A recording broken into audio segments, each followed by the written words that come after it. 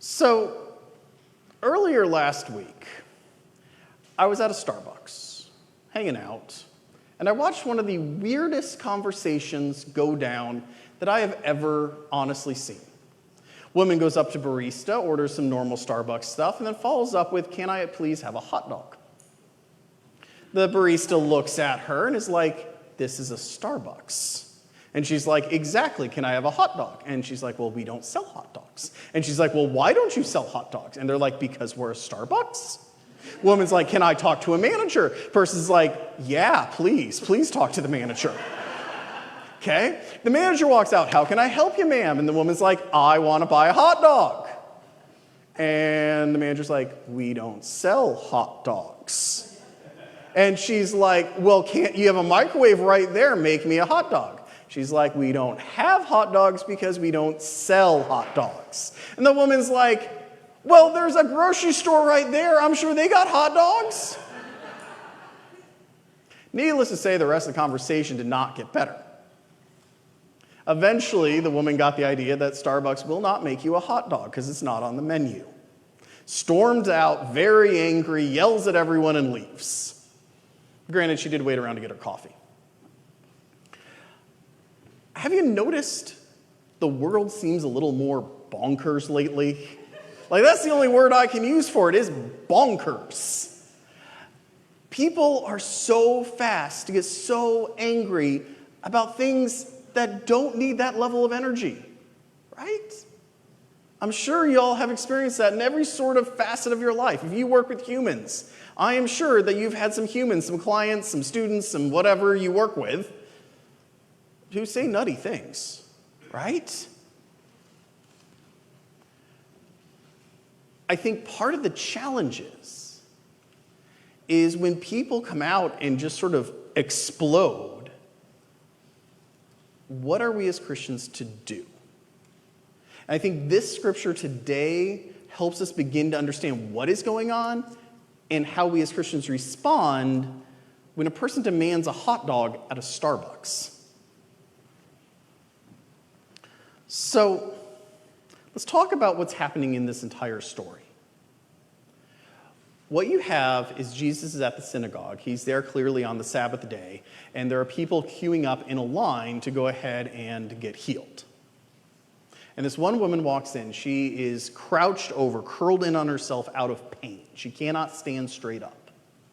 And it's been like this for 18 horrible, agonizing years. She comes forward, and he heals her. She immediately stands up and praises God because the pain is done. Now, that should have been the end of the story, right? I mean, that's a pretty amazing story right there. But it wasn't. You have this other thing that happens. This Pharisee, who in theory, this woman must be from his community one way or the other, either wider community or internal community, is watching it. And he starts saying to everybody, almost like a person screaming at a Starbucks, "This is the Sabbath day. All of you people could come back any of the other 6 days of the week, but you're here on the Sabbath. This is not okay," and then points at Jesus. Now, it's not just a rational argument. This guy's exploding. That's why it uses the word indignant. And it notes that he's not talking to Jesus originally. He's just sort of yelling at everybody.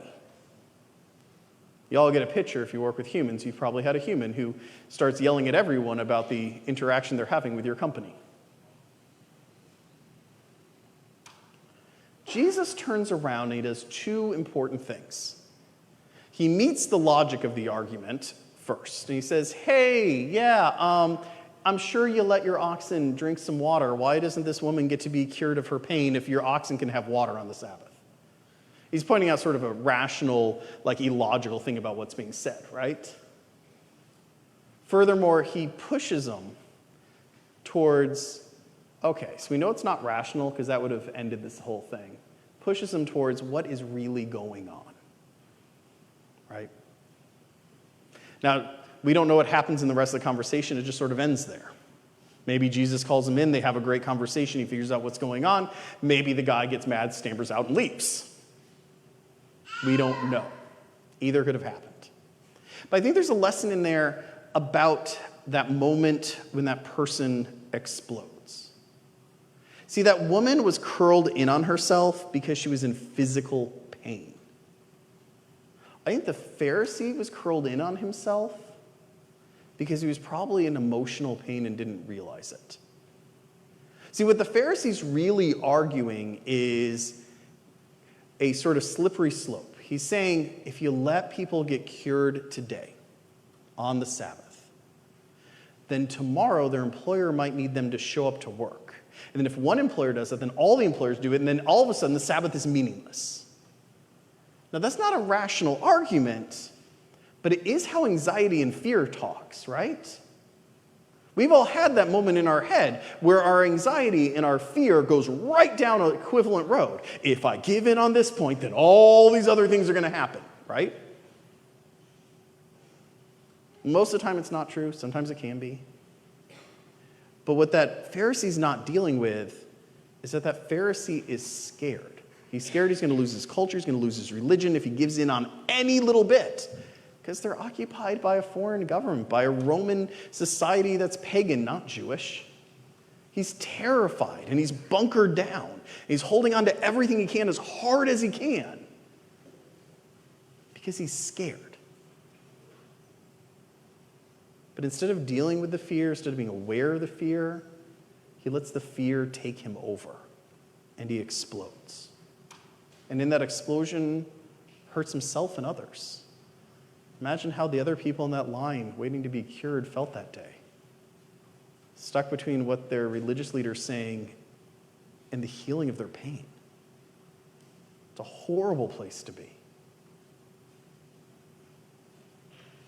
See, humans can be curled in on themselves physically, like the woman, because of pain. Emotionally, like the Pharisee, because of fear, anxiety, any number of things, hurt.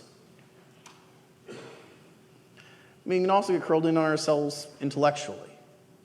Social scientists talk about this all the time when they talk about like rabbit holes that people get into on the internet. For those of you who don't know what it is, basically what happens is if you've ever noticed, you like go, man, I don't feel good today. I'm going to go to WebMD. So I plug it in, and WebMD's like, well, you could be slightly stressed or have this exotic disease from this place you've never been. Okay, and of course, most of us are like, okay, so I probably don't have the exotic disease. I probably just need to like get a nap. But then you turn on the TV because you're going to like watch some TV for a moment. And you turn on the TV, and what comes up? Did you know that this exotic disease from this place you've never been sometimes gets random people? And we have this cure right here for you. You just got to buy it.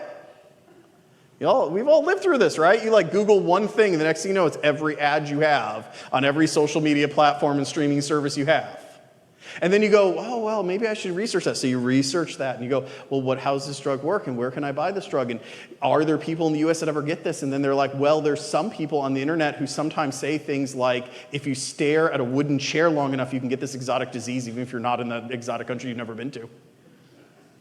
And then you're like, well, that can't be true. Is it true? Next thing you know, you're going down a rabbit hole where the little AI just keeps telling you, oh, well, these people said this and that people said this. And next thing you know, you're like, I need a crystal to solve the disease that I have of looking at that chair. And other people are like, what are you talking about? Right? That's how you get intellectually curled in on yourself, when you don't have those other voices of other people to keep you from going down that rabbit hole. See, we all get caught in these moments as humans where we curl in on ourselves. That's why we talked about it during the confession and forgiveness. We have these physical pains we don't tell our families about. We have these emotional hurts we don't tell our friends about. We have these rabbit holes we get sucked down and don't tell our spouses about. And all of them curl us in on ourselves and can cause us to lash out or explode to what the rest of the world feels is random. We as Christians are called to do what Jesus does or did. What he does is he does two things.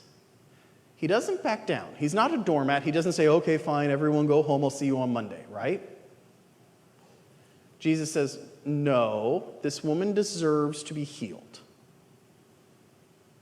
Surely you would give your oxen water and not let them die, so why should I not help this woman? He pushes back against it, gently, nicely.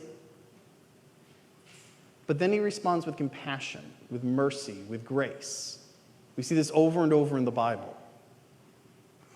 Because he calls the person to have the conversation about the pain that is inside. About how did we get here?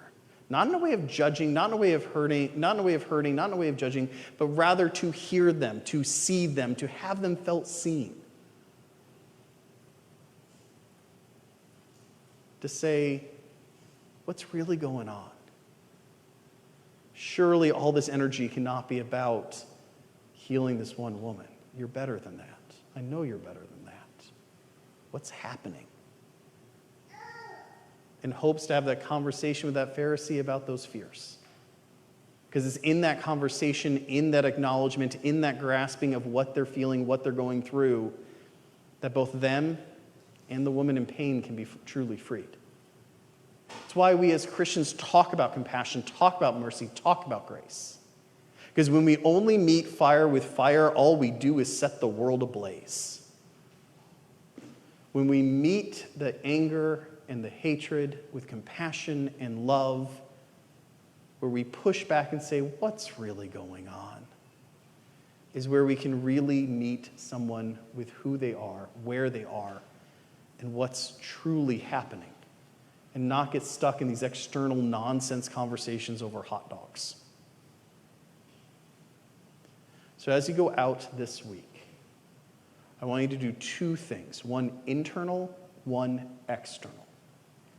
In your internal world, I want you to take some serious time in your prayer life and ask yourself, in what ways might I be curled in? Do I have a physical ailment I'm not owning up to?